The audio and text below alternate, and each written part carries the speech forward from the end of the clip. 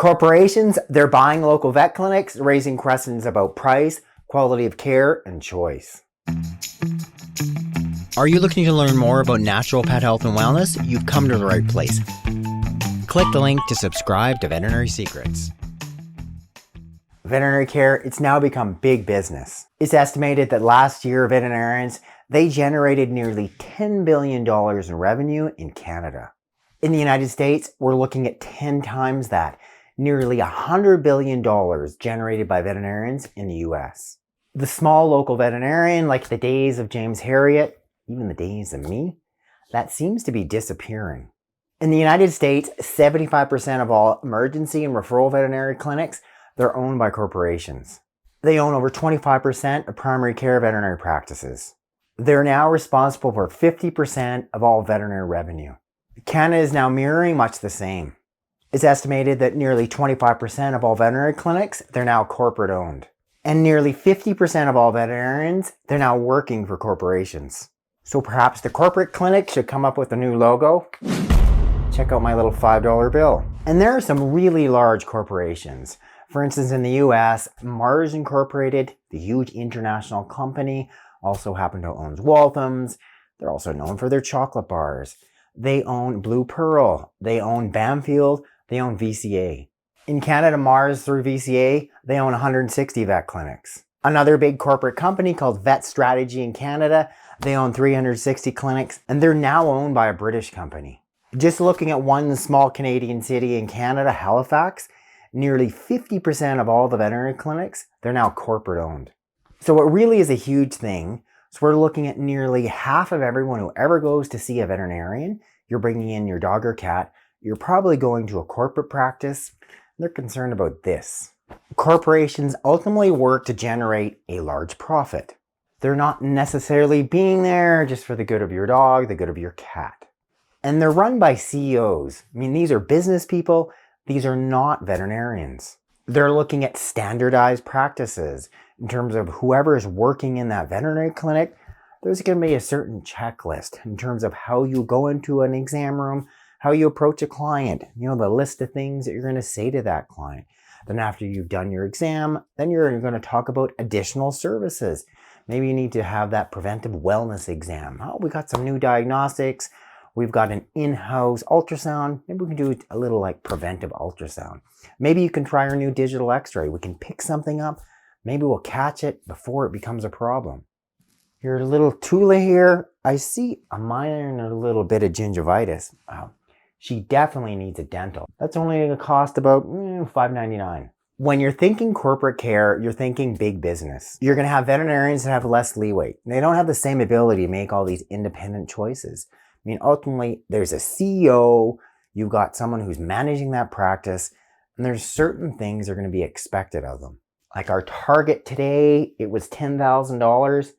Did you generate that? The concern about choice. I mean, when you're concentrating a number of different clinics under one big corporate umbrella, things get pretty standardized. So no, you're not going to have a big choice. You either go to Corporation A, you go to Corporation B. You don't have all these other little independent veterinarians that have their own unique way of practicing that kind of fill in different niches.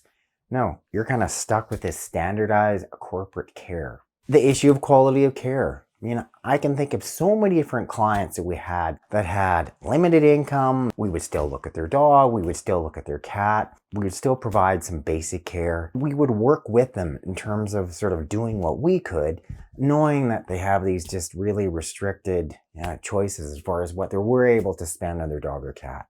When you're dealing with a big company and you go in, I mean, those veterinarians, even if they want to do that, even if they're in the position where they personally or ethically feel they should be treating a dog or cat different, they don't own that veterinary practice.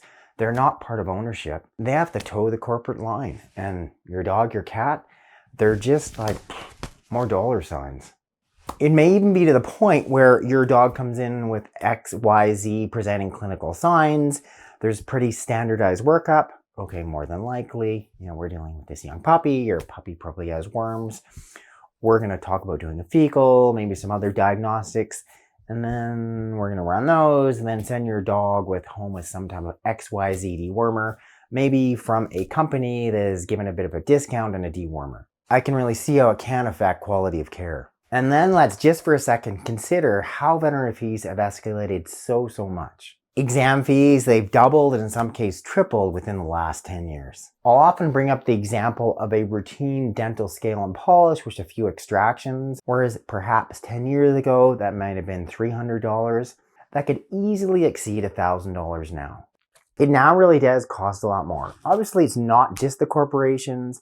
I mean, obviously the costs to go up have gone up. I mean, the insurance costs much more. It costs much more now to pay staff. Yet you take that all into account, I still don't see how you can see such a rapid escalation in veterinary fees within the last 10 years. I really think the increase in corporate veterinary care, that's made such a big difference to rising veterinary costs. If you have small, local, independent veterinary clinics in your area, I really encourage you to support those veterinarians. Maybe that corporate clinic can offer a discount on the first time exam. It's going to be half off. Yeah, once they have you in the door, everything's going to be more expensive. And then you start to wonder about these upsells. Like, do you need that barium? Yes, I know my dog ate something 3 months ago, but do I need to do all these advanced diagnostics and workup, etc. if there's no clinical signs? Probably you don't. But that's all part of the corporate veterinary gig, right? Upsell away and increase the fees.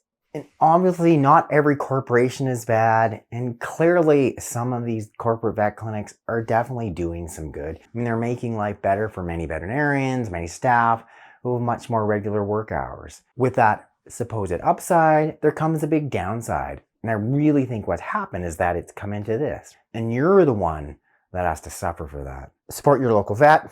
TULIP still goes to a local veterinarian, my former clinic, the Nelson Animal Hospital. Thanks so much for watching this edition of Veterinary Secrets of the rise in corporate vet clinics. Click up there to subscribe, hit the bell to sign up for notifications. When you click the link in the box below, I can send you a copy of my free book. And remember, go see your independent local vet.